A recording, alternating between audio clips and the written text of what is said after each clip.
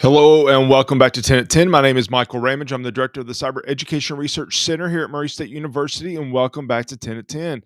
10 at 10 is brought to you through a partnership between Murray State University, Grow West, the Technology Council of West Kentucky, KY Innovation, and local partners Sprocket Innovation in Paducah and the Kentucky Innovation Station in Madisonville. Welcome back to episode 219. I guess I can call this the spring break edition. We are closed for spring break, and so doing this from my home office. But want to make sure that we continue to talk about cybersecurity and all the things that are going on there. And this week, we wanted to continue our series looking at best practices. And while I do call them best practices, and uh, I'll show you on the slide, maybe if it'll let me click. But what is more important is that they're minimum standards. These are not just best practices. These are minimum standards that I believe, that you'll hear other cybersecurity experts believe, that these are the minimum standards of things that you need to do to keep your organization safe. And so today we are actually going to talk about backup. Um, Backups are something that we all need, that we should be doing. Um, and how we do those backups, there's a lot of debate, and I'll go over some of the different options here in a minute. But there's a lot of different ways that you can do it, and my honest answer is, I mean, I'll have an opinion on which one's the best, but my honest answer is just do it. Just pick one. The first question is, do you back up to the cloud, or do you back up to a tape or to a local uh, uh, device of some sort? Well, you probably should back up, period. I back up to the cloud. Um, there's many organizations that back up to the cloud now because cloud storage is so cheap. But okay, if you don't back up to the cloud, back up somewhere. Um, Here's the problem. Let's say that you have a hard drive. Let's say you have two hard drives in your computer, and you copy everything from hard drive number one to hard drive number two. The problem becomes, what if there's a fire? What if there's an earthquake? What if there's a flood? What if your computer gets ruined in one of those natural disasters? Then both hard drives, because they're in the same spot, are going to get impacted. So you got to think about that. Another question, and I'll come back to that and talk about that a little bit more in a minute. But another component that goes into this is, what type of backup do you do? And traditionally, when we're talking backups, there's three different types of backups that we talk about. We talk about full backups, which is an entire copy of everything. It's a full copy of all of the files on your drive that's being backed up. Um, that takes a while. Those are not fast backups to do. A lot of times organizations will do those on the weekend, and when they start those on maybe it's Friday night, it takes until Sunday morning. It can take a full day to do a full backup because it's a lot of files depending on how large your servers are. Second type is differential backups. A differential backup copies all the files that have changed since the last full backup. Think about your computer. How many files do you have that you save that you really haven't looked at in a year, in a month, in a decade, maybe?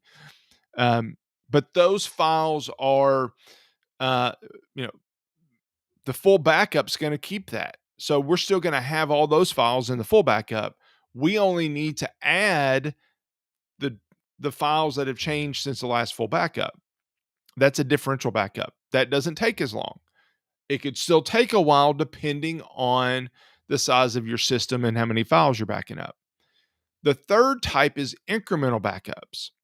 Those copy only the files that have changed since the last full or incremental backup. So if you do an incremental backup on Monday, you change some files on Tuesday, Tuesday night's backups only going to change those files on Tuesday because the Monday files that changed were backed up on Monday. Where in a differential, you do both days. So anyway, it can get complicated. If you want to talk more about that, please feel free to reach out and I can kind of go through those differences and what all that means. The other thing, kind of as a background, I want to lay out is the benefits of cloud backup. And I just use Google and Amazon as examples. Azure. I mean, there's a lot of different examples that I could use, but when I shared earlier about having 2 hard drives in the same computer, if you back up to the cloud, if you back up to Google or Amazon, they have servers everywhere. So if your network got taken out, if your building got taken out by a tornado or a fire, if your city, if your community, if your state, if your country got taken out, there's a good chance that data is still available somewhere. That's the that's the beauty of cloud is that it's not dependent on one location.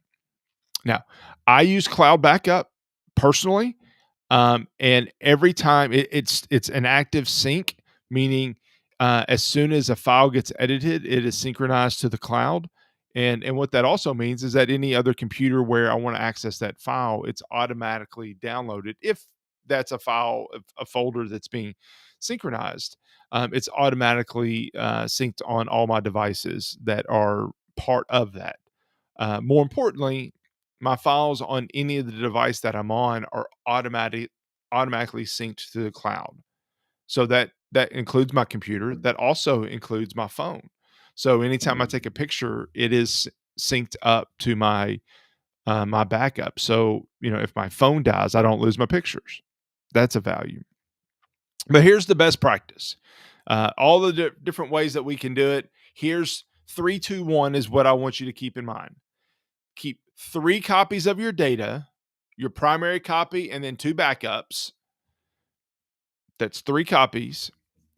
Store the copies in at least 2 different types of media, meaning your local drive, a network share, a tape drive, a cloud drive, something.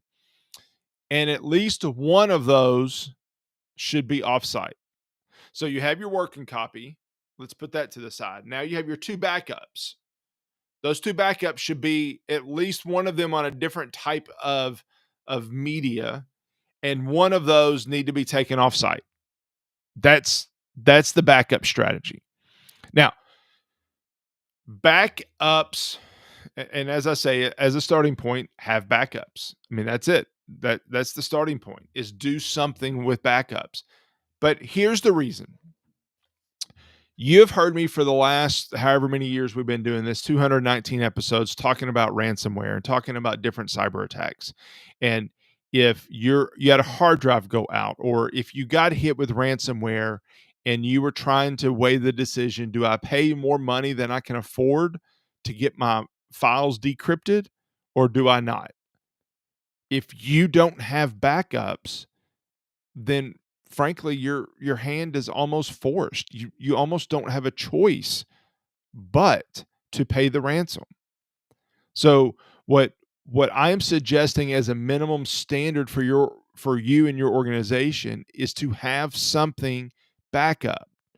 Now, the reason we want them in different media is that there was a local government in this region that got hit with ransomware. They had backups of their data, but their backup tapes were in the drive connected to the network.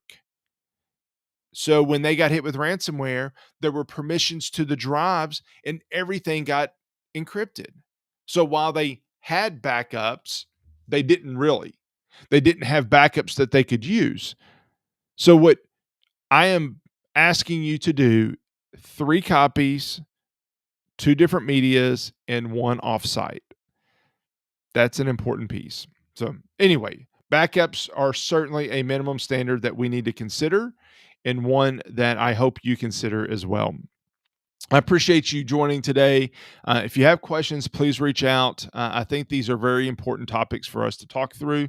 And if you have any questions, please reach out. Let me know. Thank you for joining, and I'll see you next week back here on 10 at 10. Thank you. Bye.